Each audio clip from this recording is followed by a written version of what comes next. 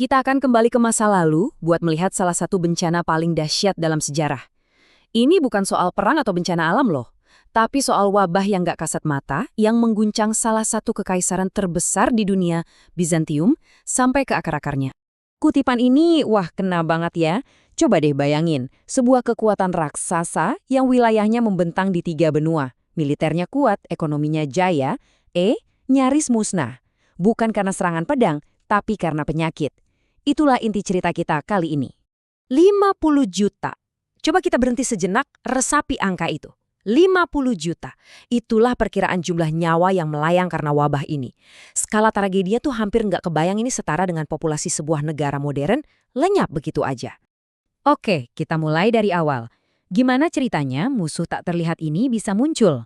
Dan memulai perjalanannya yang mematikan? Asalnya dari mana? Yuk kita telusuri jejaknya bareng-bareng. Secara resmi, wabah ini dikenal sebagai wabah Justinianus. Namanya diambil dari kaisar yang berkuasa waktu itu. Penyebabnya? Bakteri super kecil tapi mematikan banget. Namanya Yersinia pestis. Namanya kedengeran familiar nggak? Yup, betul banget. Ini bakteri yang sama yang berabad-abad kemudian akan kembali dan menghantui Eropa sebagai maut hitam atau The Black Death. Jadi ini semacam episode pertamanya. Terus gimana wabah ini bisa nyebar secepat kilat? Ironis banget, jawabannya adalah lewat sesuatu yang justru bikin kekaisaran ini kaya raya, jaringan perdagangannya. Penyakit ini diduga berasal dari Afrika atau Asia, terus numpang gratis di kapal-kapal dagang, terutama kapal pengangkut gandum, dan berlayar lurus menuju jantung kekaisaran, yaitu ibu kotanya, Konstantinopel. Nah, sekarang kita masuk ke bagian yang paling ngeri, kota kematian. Kita akan lihat gimana wabah ini mengubah ibu kota yang megah dan gemerlap menjadi sebuah pemandangan neraka di bumi. Dampaknya di Konstantinopel itu benar-benar di luar bayangan. Konstantinopel, kota metropolitan yang super ramai, pusat peradaban, tiba-tiba berubah jadi epicentrum kengerian. Kota ini jadi titik nol, tempat wabah meledak dengan kekuatan penuhnya. Penyakitnya menyerang tuh brutal dan cepat banget. Gejalanya sangat khas, demam yang meroket, diikuti dengan bengkak-bengkak di kelenjar yang luar biasa sakit. Dan bagi kebanyakan orang, ini adalah tiket satu arah menuju kematian yang datang dalam hitungan hari. Skala kematiannya nggak masuk akal. Laporan sejarah mencatat pada puncaknya ribuan orang meninggal setiap hari. Bayangin setiap hari. Kota itu benar-benar lumpuh total oleh gelombang kematian yang nggak ada hentinya. Akibatnya, ya semua sistem sosial ambruk. Rumah sakit udah nggak sanggup nampung, penguburan yang layak jadi barang mewah yang mustahil. Jalanan yang tadinya penuh kehidupan sekarang malah dipenuhi mayat-mayat bergelimpangan. Kota itu berubah jadi satu kuburan massa raksasa. Kehancuran ini nggak berhenti di gerbang kota aja. Sekarang kita lihat gambaran yang lebih besar. Wabah ini seperti efek domino yang meruntuhkan semua pilar yang menopang kekaisaran Bizantium.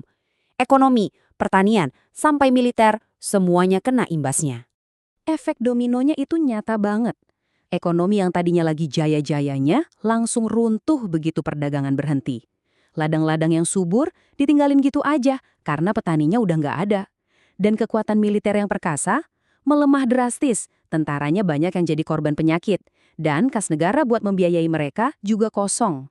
Padahal nih sebelum wabah ini datang, Kaisar Justinianus I itu punya satu mimpi yang super ambisius, menyatukan kembali kekaisaran Romawi.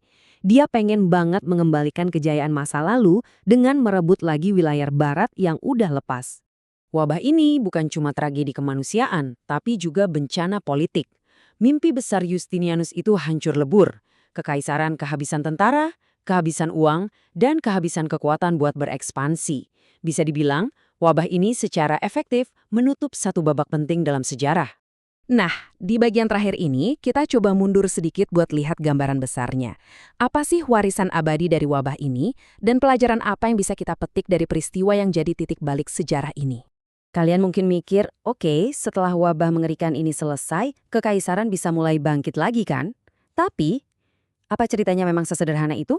Jawabannya, ternyata enggak. Dan ini salah satu fakta yang paling mengerikan. Wabah Justinianus ini bukan bencana sekali jadi.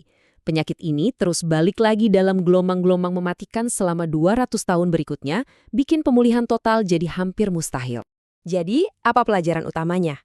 Pertama, sejarah membuktikan kalau satu jenis penyakit aja punya kekuatan buat ngubah takdir dunia. Kedua, konektivitas global yang kita nikmati sekarang itu ibarat pedang bermata dua. Bisa jadi jalan tol juga buat pandemi. Dan yang terpenting, wabah ini dianggap sebagai salah satu paku terakhir di peti mati dunia Romawi klasik, mempercepat transisi ke zaman pertengahan.